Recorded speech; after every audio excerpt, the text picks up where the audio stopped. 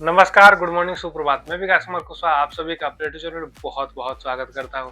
चलिए आइए पिछले 24 घंटे के सभी क्षेत्रों को महत्वपूर्ण न्यूज हम लोग जान लेते हैं। जी हां, समाचार की शुरुआत करते हैं। सबसे पहले भारतीय राजनीति नेशनल हेराल्ड मामले में दिल्ली हाई कोर्ट ने ईडी के एक याचिका पे सोनिया गांधी तथा राहुल गांधी नोटिस जारी कर जवाब मांगा। अरावली खनन विवाद, जी हाँ, अरावली खनन विवाद के मद्देनजर रखते हुए भारतीय पर्यावरण मंत्री भूपेंद्र यादव ने यह जाहिर किया है कि अरावली पे खनन तभी अनुमति दिया जाएगा जब अत्यंत आवश्यक हो और कोई भी नए खननों को लीज पर नहीं दिया जाएगा। श्रीमान नीतीश कुमार जी प्रधानमंत्री श्रीमान नरेंद्र मोदी तथा गृह मंत्री श्रीमान अमित शाह से मुलाकात कर पटना लौट आए। बांग्लादेश में स्थिति और बिगड़ते हुए नजर आ रही है। जी हाँ, कुछ समय पहले वहाँ के छात्र नेता उस्मान हादी की गोली मार के हत्या कर दी गई थी। एक और छात्र नेता मुतालिब सिकंदर की भी गोली मार के हत्या कर दी गई, जिससे वहां की स्थिति और ज्यादा बदतर नजर होते हुए आ रही है।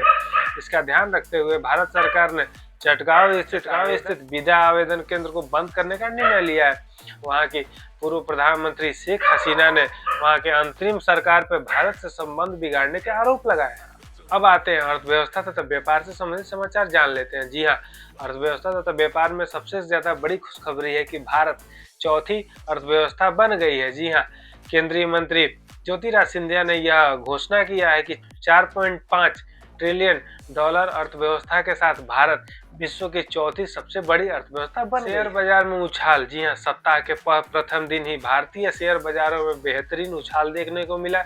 यह एशियाई बाजारों में बेहतर प्रदर्शन का सूचक। रेलवे में किराए की बढ़ोतरी, जी हाँ, रेलवे में किराए की बढ़ोतरी नजर आई है, जिसमें कुछ किलोमीटर पर कुछ पैसे की बढ़ोतरी की गई है, जिसके तहत यह अनुमान लगाया जा रहा है कि राजस्व में 600 करोड़ रुपए की अधिक राजस्व वसूली होगी। मौसम और सुरक्षा संबंधित समाचार, जी हाँ, ठंडी का मौसम आ गया है, जिसके चलते कोहरा की वजह से बहुत सारी ट्रेनें तथा फ्लाइटें रद्द हो रही हैं, जिसमें इंडिगो ने अपने दिल्ली तथा बेंगलुरु 60 से अधिक फ्लाइटों को रद्द किया। एंटी इन्फिल्ट्रेशन ऑपरेशन, जी हाँ, जम्मू कश्मीर के उधमपुर में आतंकी होने की सूचना प्राप्त हुई, जिसके बाद वहां की सेना ने वहां पे एंटी इन्फिल्ट्रेशन ऑपरेशन जारी रखा है तथा वहां पे आतंकवादियों की खोज जारी है। फाइनेंशियल फ्रॉड रिस्क डिटेक्टर की मदद से सरकार ने 660 करोड़ के साइबर फ्रॉड को रोक दिया। खेल जगत के समाचार को जान लेते हैं। जी हाँ, भारतीय महिला क्रिकेट टीम ने प्रथम T20 मैच में श्रीलंका को 8 विकेटों से हरा दिया। विजय हजारे ट्रॉफी, जी हाँ, विजय हजारे ट्रॉफी के पंजाब तथा मुंबई जैसे टीमों के खिलाड़ियों की सूची जारी हो गई है। इसमें शुभम गिल, सूर्य कुमार यादव और असरदीप सिंह जैसे कुछ बड़े नाम भी हैं। ऑल इंडिया फुटबॉल फेडरेशन ने ISL क्लब के उस प्रस्तावों को खारिज कर दिया है जिनमें उन्होंने लीग की मालिकाना का दावा किया था। अब आते हैं अंतर्राष्ट्रीय समाचार को जान लेते हैं। जी हाँ, अंतर्राष्ट्रीय समाचार में सबसे महत्वपूर्ण समाचार आ रही है रूस यूक्रेन की शांति वार्ता से। जी हाँ, अमेरिका के फ्लोरिडा में अमेरिकी अधिकारियों ने रूस के अधिकारियों से वार्ता किया, जिसके बाद रूस के ने भी इसे सकारात्मक बताया है। पाकिस्तान और सऊदी अरब संबंध, जी हाँ, पाकिस्तान के सेना प्रमुख आसिर मुनीर को सऊदी अरब का सर्वोच्च नागरिक सम्मान king Abdullah Aziz medal of excellence से नवाजा गया है।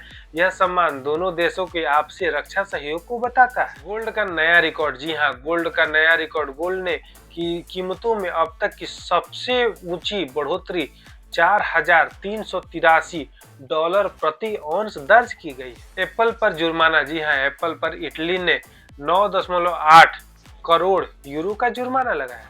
अब आते हैं विज्ञान संबंधित समाचार को जान लेते हैं। जी हाँ, फुकुशिमा आपदा के 15 वर्षों बाद जापान ने दुनिया का सबसे बड़ा परमाणु संयंत्र खास ही वाजाकी कारवा को पुनः शुरू करने का निर्णय लिया है। नेशनल मैथमेटिक्स डे, जी हाँ, 22 दिसंबर को भारतीय गणितज्ञ रामानुजन जी की जयंती पे उनको सम्मानित करने के लिए नेशनल मैथमेटिशियन डे मनाया जाता है। ऑस्ट्रेलिया के वेंडी बीच पे हुए आतंकी हमला में जिनमें वहां पे यहूदियों की जान गई थी, उसके मद्देनजर रखते हुए वहां के प्रधानमंत्री एंथनी अल्बनीज ने माफी मांगी है तथा उनको सुरक्षा का भरोसा दिया। ये रहे आज के सभी क्षेत्रों के महत्वपूर्ण न्यूज। अब आपसे मिलते हैं कल नए वीडियो में नए समाचारों के साथ। तब तक आप अपना ध्यान रखिए। नमस्कार, जय हिंद।